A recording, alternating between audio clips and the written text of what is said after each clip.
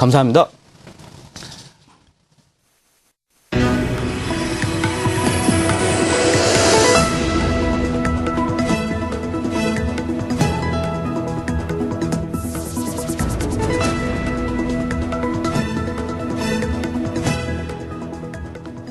네, 마켓 리더의 특급 전략입니다. 오늘은 미래에셋증권 코리아 리서치 센터의 이재훈 연구위원과 함께 또 이야기 나눠보죠. 안녕하십니까? 자, 지난주 출연을 하셔서 이 뱅가드 펀드의 블록딜 이야기가 좀 있다, 이렇게 말씀을 해주신 것 같습니다. 실제 일어날 가능성이 있는 것인지, 그리고 뱅가드 물량은 어느 정도가 지금 소진됐고 남아있는지, 이 부분도 한번 점검을 해주시겠습니까?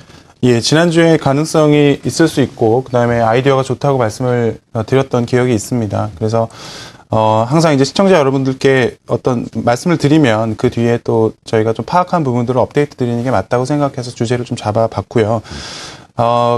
결론부터 좀 말씀드리면 가능성이 높지는 않은 것 같습니다. 왜 그러냐 하면, 지금 현재 뱅가드 펀드가 MSCI에서 FTSA로 벤치마크를 바꾸겠다라고 했던 펀드가 총 6개의 펀드가 특정이 되어 있습니다. 그중에서 유럽 투자 펀드는 우리랑 관계없으니까 제외를 해두고 나머지 5개 중에서 펀드 하나, 신흥국 펀드에서 나가야 되는 금액이 한국 돈으로 환산해 보면 작년 연말 기준으로 약 한 10조 원 정도. 그리고 나머지 펀드들은 FTS에는 한국이 선진국에 편입이 되어 있기 때문에 그쪽에서 또 들어온 효과가 있거든요. 이게 저희 당시 추산으로는 한 2, 3조 원 정도가 예상이 됐습니다.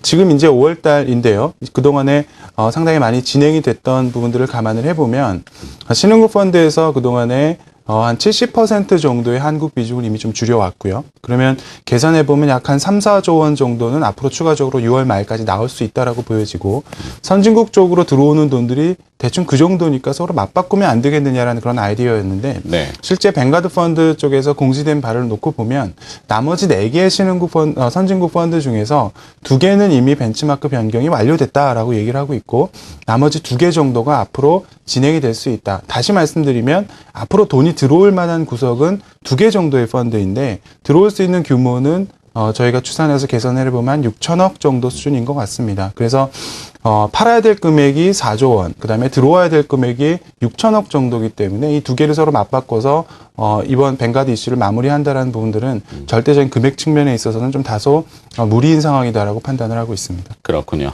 결론적으로는 나가는 돈과 들어오는 돈을 대충 얼버무려서 이제 시간이 좀 지났으면 이 정도면 마무리되고 외국인 투자자들이 좀 컴백하지 않겠느냐, 이렇게 했던 그 추론이 조금은 아직은 성급하다. 그렇습니다. 네, 이렇게 되는군요.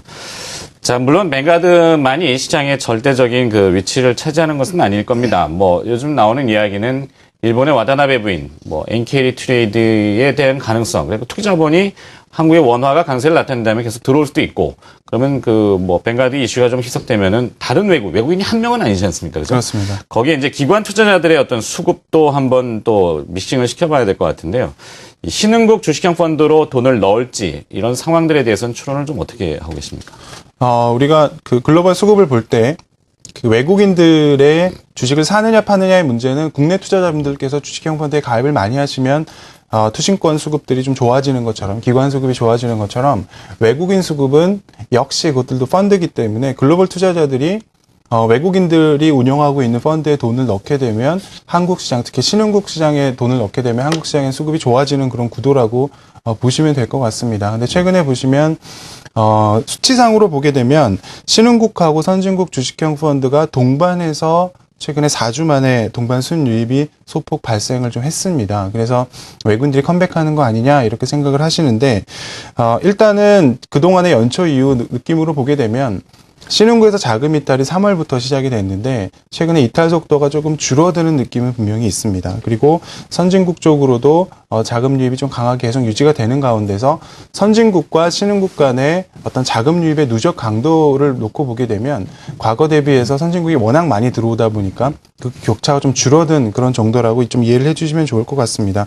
최근에 보시면 GEM 펀드, 즉 MSCI, 그러니까 신흥국 전체에 투자하는 펀드들로 한 10주 만에 최대 자금이 좀 유입이 되면서 한국이 그 중에서 한 14%, 15% 정도 차지하니까 외국인들 컴백이 좀 좋지 않겠느냐라는 말씀이 좀 있으신데, GM 펀드를 제외한 한국이 포함된 다른 주식형 펀드 쪽에서 수급을 좀 체크해 보시면 아직까지 좀 순유출이 나타나고 있는 상황이기 때문에 외국인들이 글로벌 투자들이 펀드를 가입을 많이 해서 외국인들이 한국 주식을 좀 살 거냐라는 부분에 있어서는 아직까지는 좀 미미한 상황이 아니겠느냐 생각을 하고 있고요. 네. 특히 선진국 쪽으로는 여전히 일본 쪽의 자금 쏠림이 아직 강한 상황이고요.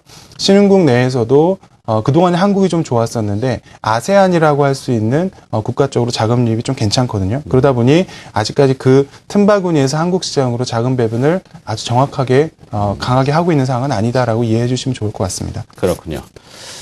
자, 요즘 사회적인 문제로 갑을 관계에 대해서 뭐 밀어내기 얘기가 많습니다. 근데 국제 금융시장에서도 밀어내기를 친다면은 선진국이 이 신흥국 쪽에다가 사실 선진국이 먼저 금리를 쫙 인하하고 신흥국도 결국에는 그 추세를 따라가지 않겠느냐 보고 금리가 인하하게 되면은 채권 가격이 올라가지 않습니까? 네. 그러면 제가 외국인이라도 일단 신흥국에 가면 채권을 사겠어요. 네, 요즘 채권 쪽에 가서 자금 쏠림이 상당히 심하다고요. 맞습니다.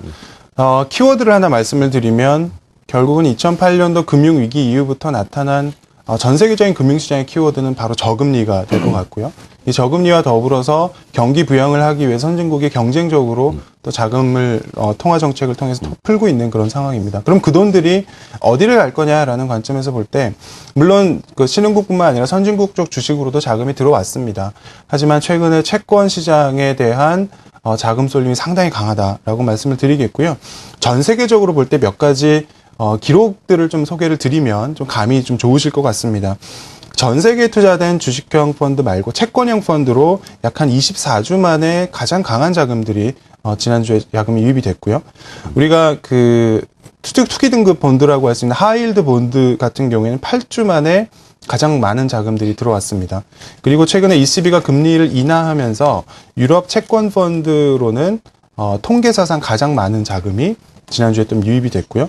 또 신흥국 채권 여전히 상당히 좋은데 연속 순유입으로 보면 무려 47주 연속 순유입입니다. 1년이 52주라고 보면 거의 1년 내내 자금이 연속해서 유입되는 그런 흐름이라고 보여지는데요. 말씀드린 대로 저금리 환경을 좀 극복하기 위한 상대적으로 확정 고금리에 대한 베팅 이런 부분들을 최근 투자자들의 어떤 패턴이라고 보시면 될 것 같습니다. 네.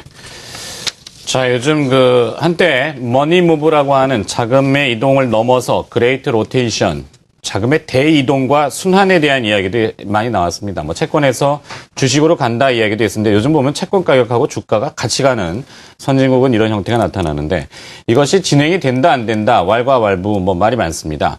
이렇게 논란이 많이 나타나게 되는 그런 시각의 이 설왕설래가 왜 그렇게 나타납니까?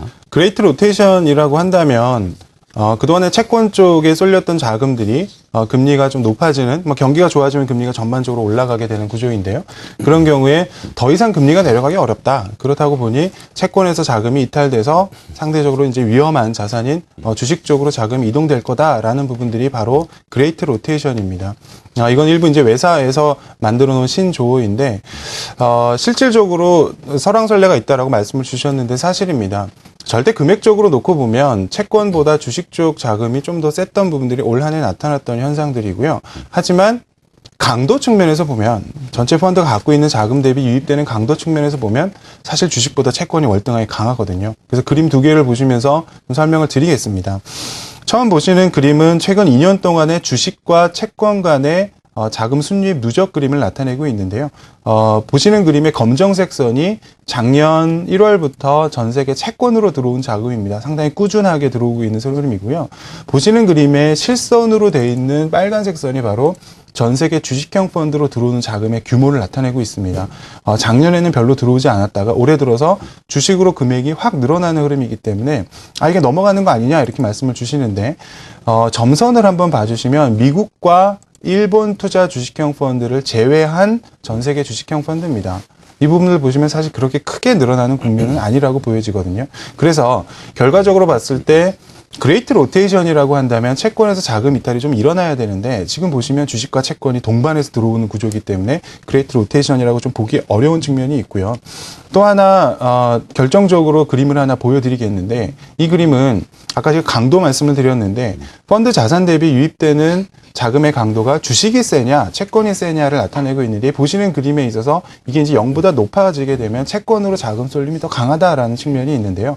절대 금액은 아까 보신 그림에서처럼 주식 쪽으로 자금이 많이 들어오는 흐름이긴 하지만 펀드 자산 대비 유입 강도의 격차를 놓고 보면 작년 연말 정도쯤에 주식으로 좀 왕창 자금이 좀 들어왔었던 측면이 있지만 연초부터는 다시 채권 쪽으로 들어온 자금의 강도가 좀 강한 상황인 것 같습니다. 아직까지는 그레이트 로테이션을 논하기엔 좀 이른 상황이고 예외적으로 일본의 경우에는 채권 쪽에서 자금 이탈이 인플레이션 기대 때문에 좀 일어나고 있는 상황. 그리고 주식은 아시다시피 너무 좋기 때문에 그쪽으로 자금 이동은 좀 일부 나타나는 정도라고 균형을 잡아보실 필요가 있을 것 같습니다. 네. 자, 이 채권에서 주식으로의 본격적인 자금 이동, 그레이트 로테이션이라고 하는 것이 나타나려면 경기가 살아나고 기업들의 실적이 좋아지고 이런 부분이 선행이 된다면은 그러니까 이동이 좀 있겠죠. 돈의 속성이 항상 움직이는 것이니까 움직임을 계속 파악하고 계시면은 여러분들 수익률 제고에도 도움이 되실 것 같습니다. 자, 마켓리더의 특급 전략이었고요. 미래에셋증권 코리아 리서치 센터의 이재훈 연구위원이었습니다. 고맙습니다.